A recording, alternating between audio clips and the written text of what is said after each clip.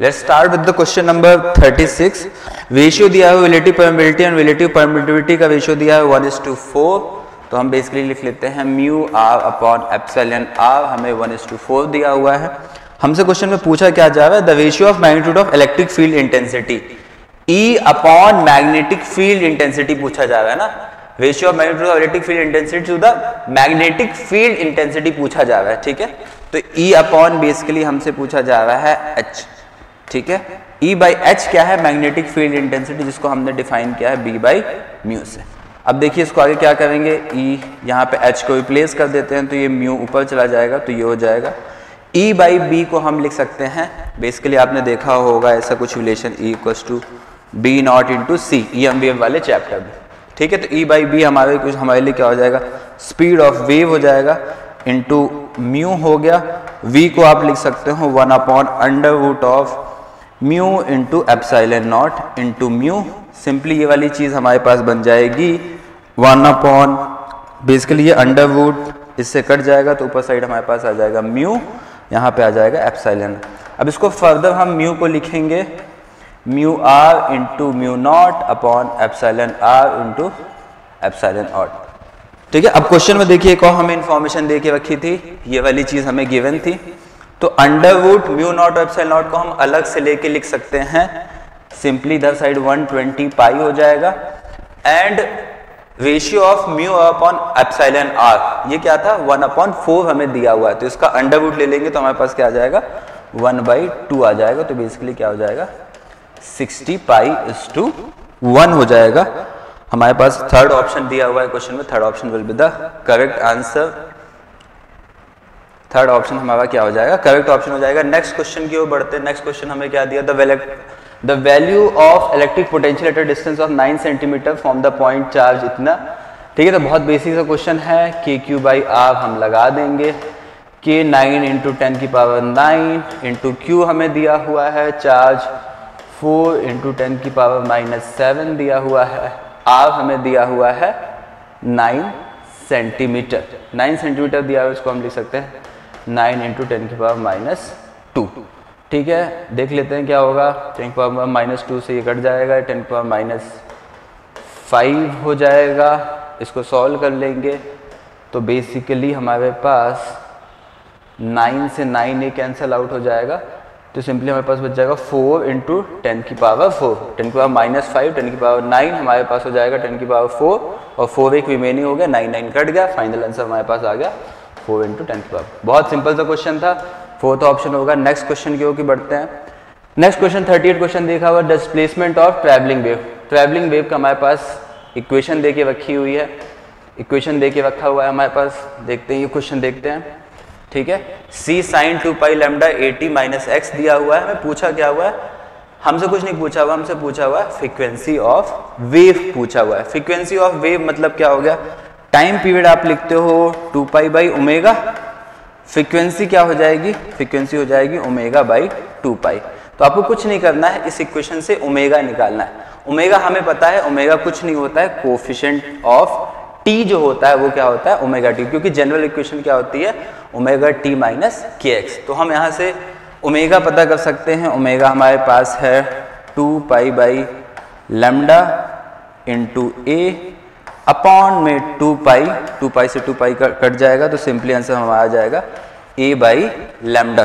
Fourth option will be the correct option. Next question की ओर बढ़ते हैं। नेक्स्ट क्वेश्चन 39 वाला क्वेश्चन देखते हैं। Object of mass 100 kg falls from point A to B as shown in the figure, the change in its weight corrected to the nearest integer is, ठीक है। तो change in wait बताना है ना, change in wait हम कैसे बताएंगे, हमको basically acceleration due to gravity GA यहाँ पे फाइंड आउट करना पड़ेगा और GB यहाँ पे फाइंड आउट करना पड़ेगा, ठीक है। तो हम लिख लेते हैं बेसिकली चेंज इन वेट कितना हो जाएगा, बेसिकली m ऑफ G, जहाँ पे एक्सेलरेशन ड्यू टू ग्रेविटी ज़्यादा होगी, हमें पता है जितना ज़्यादा हम ऊपर जाते जाएंगे एक्सेलरेशन ड्यू टू ग्रेविटी कम होता जाएगा, तो फाइनल आंसर हमारा बेसिकली हमें ये फाइंड आउट करके बताना है, ठीक है।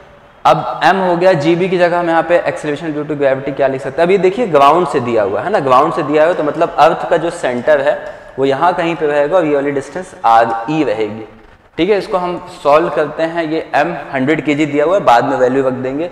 जी भी क्या हो जाएगा, सिंपली हमारा हो जाएगा g into mass of earth upon R e plus ये वाली डिस्टेंस क्या दी हुई है, आर ई बाई 2 है तो ये 3 आर ई बाई 2 हो जाएगा, 3 R E by 2 plus R E, तो ये हो जाएगा हमारे पास 3 R E by 2 plus R E हो जाएगा हमारे पास 5 आर ई बाई 2 का होल स्क्वायर माइनस जी ए क्या हो जाएगा, ये 2 आर ई दिया हुआ है, ग्राउंड से आर ई है तो ये हो जाएगा G M upon 3 of R E का होल स्क्वायर। और हमें ये भी पता है, हमें पता है जो जी 10 होता है, जो हम एक्सेलरेशन ड्यू टू ग्रेविटी जो 9.81 लेते हैं, that is nothing but ji M upon R E का स्क्वायर। तो यहाँ पे से जी M upon R E square common ले लेंगे और उसके बाद एम की वैल्यू अपन 100 kg पुट कर देंगे और इसको सिंपली सॉल्व कर देंगे। तो इसका जो फाइनल आंसर है आपके पास, फाइनल आंसर जो है 49 न्यूटन के आसपास, एग्जैक्ट आंसर नहीं आएगा, आपको राउंड ऑफ करना पड़ेगा, 49 न्यूटन आंसर आ जाएगा। लॉजिक आपको मैंने बता दिया, क्वेश्चन सॉल्व कर लेंगे। थोड़ी सी इस क्वेश्चन में कैलकुलेशन जरूर थी, ठीक है, उसका हमें ध्यान रखना है। नेक्स्ट क्वेश्चन की ओर चलते हैं। यूनिट एंड डायमेंशन से क्वेश्चन है, क्वेश्चन देखते हैं क्या दिया। द पोटेंशियल एनर्जी हमें दी हुई है, potential particle moving along x direction varies as B equals to x square upon under root x plus B दिया हुआ है। हमें डायमेंशनल फॉर्मूला निकाला है, ए स्क्वायर अपॉन बी का डायमेंशनल फॉर्मूला निकालना है। कैसे निकालेंगे? अब यहाँ से एक बात तो मुझे तय है कि बी का जो डायमेंशनल फॉर्मूला होगा वो रूट एक्स के बराबर होगा, ये तो तय बात है, प्रिंसिपल ऑफ होमोजेनिटी। अब देखते हैं वी हमारे पास क्या है, पोटेंशियल एनर्जी है। पोटेंशियल एनर्जी है मतलब वी वाली चीज क्या हो जाएगी, एम एनर्जी है तो मतलब force into displacement, M L square T minus 2 which will be nothing but A into x square upon root x, ऐसा हो जाएगा। यहां से हम बेसिकली किसके डायमेंशनल फॉर्मूला निकाल लेंगे, ए का निकाल लेंगे। एक्स की जगह हम बेसिकली क्या कर सकते हैं, ये एल से रिप्लेस कर सकते हैं, ये वाला भी एल से रिप्लेस कर सकते हैं, क्योंकि हमें क्या दिया हुआ है, ये एक्स डायरेक्शन में पोजीशन बताया हुआ है, तो एक्स को हम एल से रिप्लेस कर सकते हैं। तो ये हमारा सिंपली यहाँ से एम एल स्क्वायर टी की पावर माइनस 2, ए का डायमेंशन फॉर्मूला हमें निकालना है, इन दोनों को सिंप्लीफाई करेंगे तो बेसिकली एक्स एल की पावर 3/2 हो जाएगा। इधर साइड एल की पावर 3/2 जाएगा तो सिंपली ये हो जाएगा एम, इधर 3/2 जाएगा तो एम एल हाफ टी की पावर माइनस 2, ये हमारा ए का डायमेंशनल फॉर्मूला आ गया। अब हमें किसका चाहिए था, हमें चाहिए ए स्क्वायर बाई बी का चाहिए, है ना, हमें किसका चाहिए, ए स्क्वायर बाई बी का चाहिए। तो ए स्क्वायर बाई बी का हम करेंगे तो देखते हैं, ए स्क्वायर बाई बी, ए का हमने निकाला है तो ए स्क्वायर बाई बी चाहिए। ए स्क्वायर हमारा क्या हो जाएगा, एम स्क्वायर हो जाएगा और L1/2 टी की पावर माइनस 2 का स्क्वायर, बेसिकली पावर्स का स्क्वायर करना है अपॉन बी। बी का है, बी का हमें पता है, बी की जगह हम डाल सकते हैं सिंपली, बी की जगह हम पता है बी रूट एक्स का डायमेंशन, तो ये एल की पावर हाफ हो जाएगा।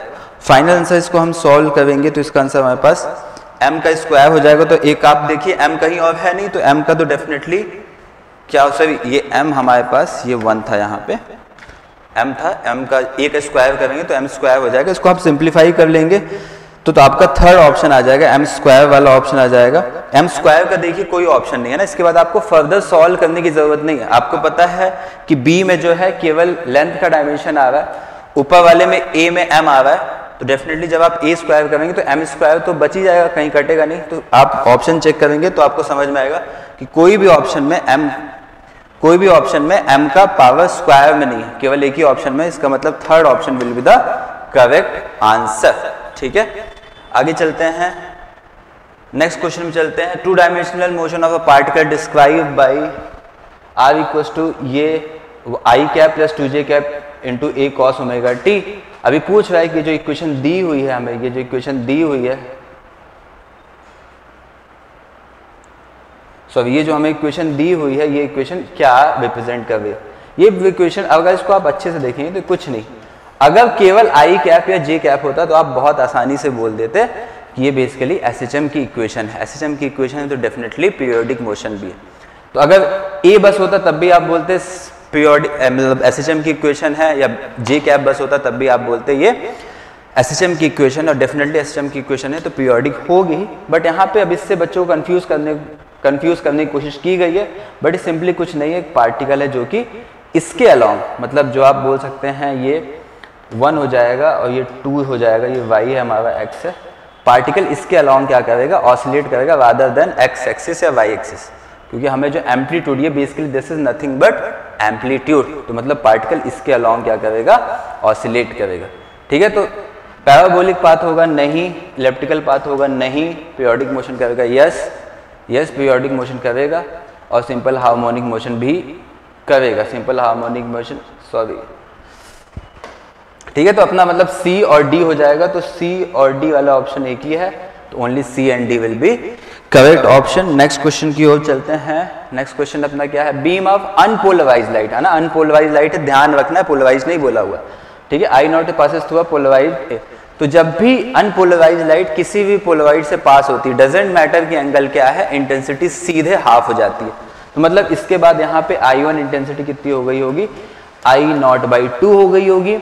उसके बाद 60 डिग्री दिया है, तो मतलब एक cos स्क्वायर 60 डिग्री का एक और फैक्टर आ जाएगा। फिर उसके बाद 45 डिग्री से वापस से पास कराया गया है, तो इसका मतलब cos स्क्वायर 45 डिग्री का एक और फैक्टर आ जाएगा। cos स्क्वायर 60 अपना हो जाएगा नथिंग बट 1/2 का होल स्क्वायर इंटू ये हो जाएगा, एक बार जब और पास होगा तो ये 1/√2 का होल स्क्वायर। तो मतलब हमारे पास फाइनल आंसर आ जाएगा I0/2 इंटू 1/4 इंटू 1/2। तो बेसिकली कितना हो जाएगा, 4×2 = 8, 8×2 = 16, मतलब I0/16 आपका आंसर हो जाएगा। सिंपल सा क्वेश्चन था, बस ये ध्यान रखना है कि अनपोलराइज्ड लाइट जब कभी भी पोलराइड से पास होगी, इंटेंसिटी डायरेक्ट हाफ में रिड्यूस हो जाती है। ठीक है, नेक्स्ट क्वेश्चन चलते हैं। नेक्स्ट क्वेश्चन थ्योरेटिकल वाला क्वेश्चन है, स्टेटमेंट्स दिए हुए हैं, अब इसमें देखते हैं, यहाँ पे इसको इन्होंने रिपीट कर दिया है, यहाँ रिपीट कर दिया, ये चारों हमारे पास स्टेटमेंट है, इन चारों को हमको पढ़ना है। ठीक है, पहला स्टेटमेंट पढ़ते हैं, slow neutrons can cause fusion in 235 uranium,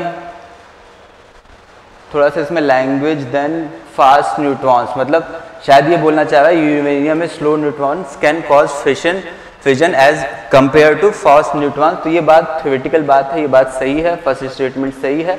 ठीक है, इवन अगर आप फर्स्ट स्टेटमेंट के बारे में बहुत ज़्यादा श्योर नहीं भी हैं, तो आप डेफिनेटली आपको पता है कि जो ऑप्शन बी है, alpha ways are helium nuclear, ये हमको पता है, alpha veg nothing but He2+ ions होते हैं which are nothing but helium nuclear, B वाली बात सही है। Beta ways are fast moving electrons और पॉजिट्रॉन्स, तो beta veg basically electron beams की वेज हम बोल सकते हैं, या तो इलेक्ट्रॉन्स हो या तो पॉजिट्रॉन्स हो, तो मतलब बी 100% श्योर है, सी भी 100% श्योर है। तो आप यहाँ से डायरेक्ट ऑप्शन चाहें तो एलिमिनेट करके फटाक से अगेन आप बहुत जल्दी क्वेश्चन को कर सकते हैं, मतलब ऑप्शंस में बी एंड सी डेफिनेटली होना चाहिए। तो बी और सी ठीक है, फर्स्ट ऑप्शन में है, इस ऑप्शन में है क्या, ये रॉन्ग हो गया, इसमें बी और सी है क्या, गलत, इसमें बी और सी क्या है, नहीं है, दोनों साथ में होने ही चाहिए, एक ही ऑप्शन है, तो this will be correct option. आपको डी ऑप्शन चेक करने की जरूरत ही नहीं पड़ी, बट हाँ डेफिनेटली आप आंसर देख के बता सकते हैं कि डी ऑप्शन जो भी दिया हुआ है ना, वो गलत ही होगा, वरना यहाँ आंसर में होता।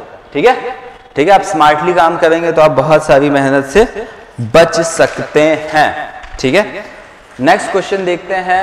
नेक्स्ट क्वेश्चन में क्या दिया हुआ है, let ω1, ω2, ω3 be the angular speed of second hand, minute hand and hour hand of the smoothly running analog clock, respectively if x1, x2, x3 are their respective angular distances in 1 minute, then the factor which remains constant k is। तो एक हमें relations बताना है basically ω1, ω2, ω3 में। ठीक है, तो ठीक है, हम मान लेते हैं जो भी एंगुलर डिस्प्लेसमेंट है, लेट्स से x1 है, तो x1 मान लेते हैं जो भी एंगुलर डिस्प्लेसमेंट। अब देखिए सेकंड हैंड है, मिनट हैंड है, आवर हैंड है, सबका ओमेगा क्या होगा, अलग अलग होगा। तो लेट्स से हम सेकंड हैंड का ω1 मान लेते हैं, तो जो एंगुलर डिस्प्लेसमेंट आएगा that will B ω1 × t। x2 क्या होगा, नथिंग बट जो भी लेट्स से मिनट हैंड है उसका ओमेगा इंटू जो भी टाइम, तीनों के लिए देखिए फिक्स दिया हुआ है ना, टाइम 1 मिनट का बोला हुआ था। ठीक है, जो तीसरा एंगुलर डिस्प्लेसमेंट होगा x3 that will be nothing but ω3 × t। ठीक है, अब मुझे एक बात हमें यहाँ पे समझ में आई, मुझे एक कांस्टेंट, मतलब मुझे अब ये x1 में मैं ऐसा क्या कर दूं जिससे वैल्यू क्या हो जाए, कांस्टेंट हो जाए। अब मैं अगर अच्छे से फर्स्ट ऑप्शन को देखूं तो अब आप यहाँ पे देखो x1 दिया हुआ है ओमेगा 1t। अगर मैं सब में जैसे x1 में अगर मैं लेट्स से ओमेगा 1 डिवाइड कर दूं तो हमारे पास क्या हो जाएगा, हमारे पास क्या बच जाएगा, एक t बच जाएगा।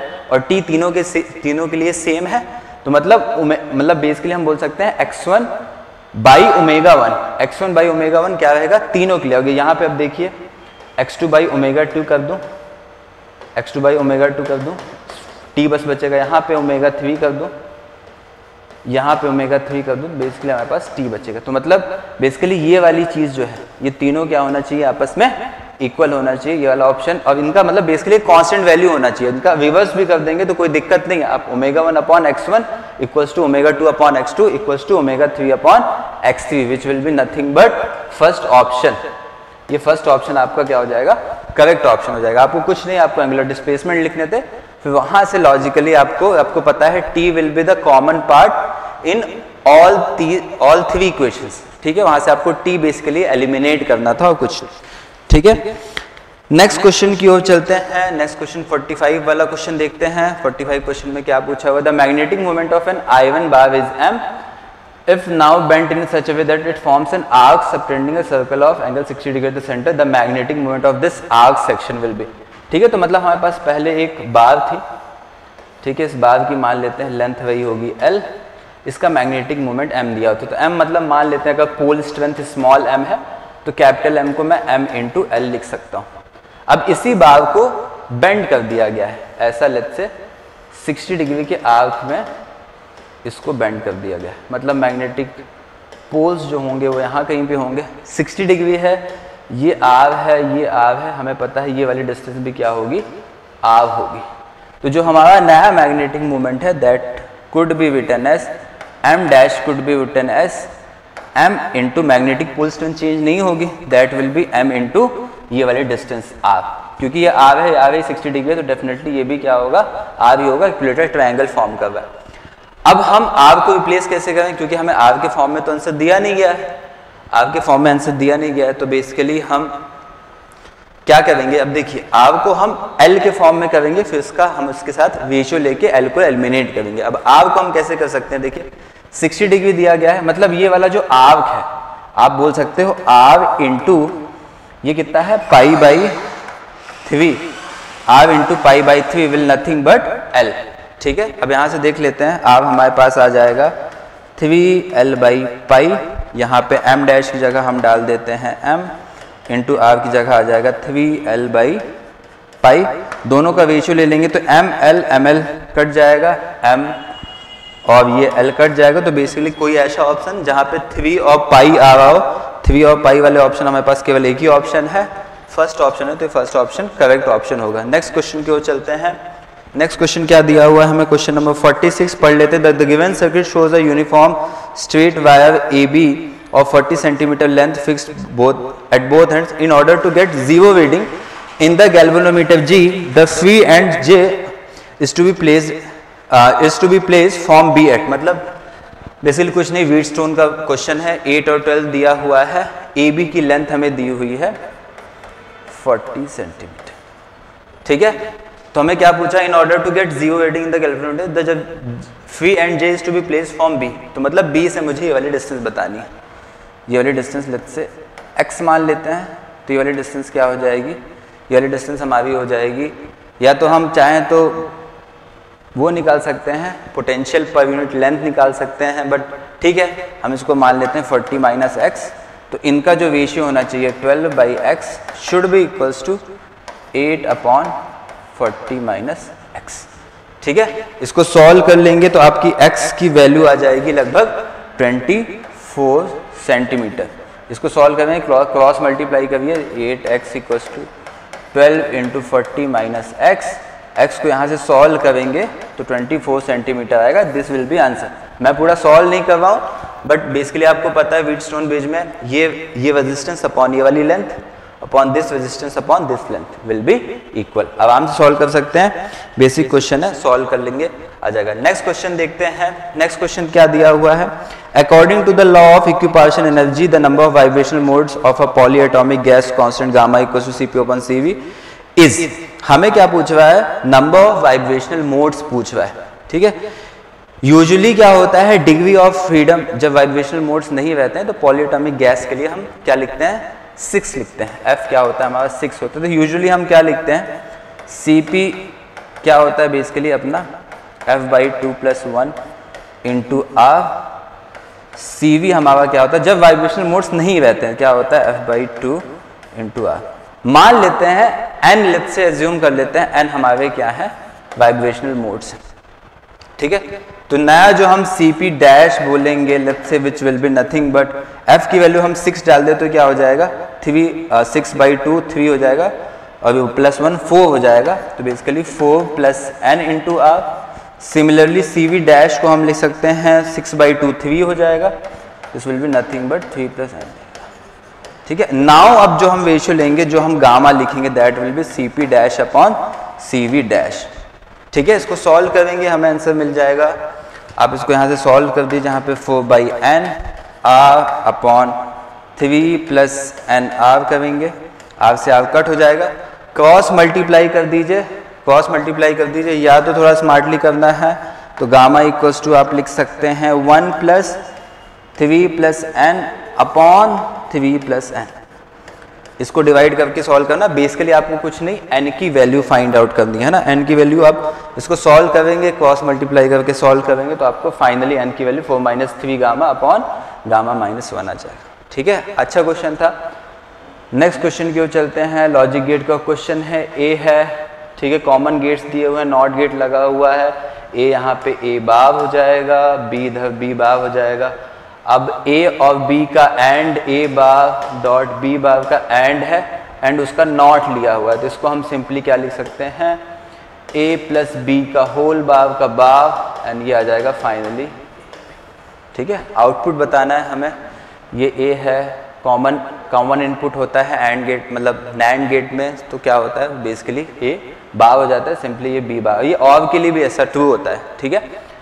अब आगे चलते हैं, मतलब A + B सिंपली क्या हो गया हमारा आउटपुट हो गया, या फिर गेट के नाम से भी पूछ सकता था, that will be nothing but or gate, ठीक है। अब आगे चलते हैं, 49th वाला क्वेश्चन देखते हैं। 49th वाले क्वेश्चन में क्या बोला, the amplitude of charge oscillating in circuit decreases, मतलब एक हमें फंक्शन दिया हुआ है RT/2L दिया हुआ है, where Q0 is the charge at t = 0, the time at which the charge amplitude decreases to 0.5 Q0, ठीक है। तो हम कुछ नहीं, क्या करना है, 0.5 Q0 कब होगा ये हमें पूछा हुआ है। तो फंक्शन क्या दिया हुआ था, Q = Q0 e⁻ -RT/2L, ठीक है। यहाँ पे Q की जगह हम डाल देंगे Q0/2 = हो जाएगा ये Q0/2 e⁻ -RT/2L, ठीक है। यहाँ से Q0 सब ये Q0 बस है ना, और यहाँ से कट कर देंगे, इसको लिख सकते हैं 2⁻−1, ये क्या हो जाएगा e⁻ -RT/2L। इसको log ln कर लेते हैं दोनों साइड, तो बेसिकली क्या हो जाएगा माइनस टाइम्स ऑफ ln2, ये हो जाएगा minus times of, basically ln है e⁻ हट जाएगा तो बेसिकली इधर साइड आ जाएगा अपने पास नथिंग बट RT/2L, ठीक है। t की वैल्यू निकालनी है, r की वैल्यू आपको दे के रखी है, l की वैल्यू दे के रखी है, ln2 की वैल्यू दे के रखी है, ln2 की वैल्यू डालिए, r की वैल्यू डालिए, l की वैल्यू डालिए, आपका t आंसर आ जाएगा, ठीक है। सॉल्व करेंगे तो फाइनल आंसर, अभी फाइनल आंसर हो जाएगा आपका सेकंड ऑप्शन, ठीक है।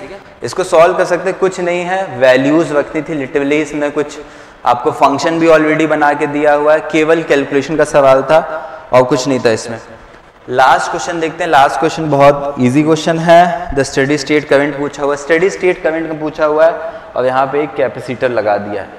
आपको पता है अगर स्टेडी स्टेट है, स्टेडी स्टेट अगर रीच हो चुकी है तो इसका मतलब कैपेसिटर चार्ज हो चुका है। कैपेसिटर अगर चार्ज हो चुका है, इस वाली ब्रांच में कोई करंट नहीं रहेगा, इस वाली ब्रांच में कोई करंट नहीं रहेगा, तो मतलब करंट यहाँ से सीधे आउटर सर्किट में फ्लो करेगा। हमें स्टेडी स्टेट करंट निकालना था, स्टेडी स्टेट करंट निकालना था, वो हो जाएगा सिंपली 10/2 और यहाँ पे 3 है तो 10/2 + 3 which will be 10/5, nothing but 2 ampere. 2 ampere option हो गया। ठीक है, तो ये अपना सेक्शन 2 अपन ने पूरा सॉल्व कर लिया है। ठीक है, कुछ क्वेश्चंस हैं जहाँ पे मैंने कंप्लीट कैलकुलेशन नहीं किए, वहाँ पर आप कंप्लीट कैलकुलेशन कर सकते हैं। और जो भी डाउट्स हैं, कुछ कहीं कैलकुलेशन में आपको अगर कुछ दिक्कत आ रही है, कोई क्वेश्चन में अगर आप चाहते हैं दोबारा उसको एक्सप्लेन किया जाए, तो आप कमेंट सेक्शन में बता सकते हैं। Thank you.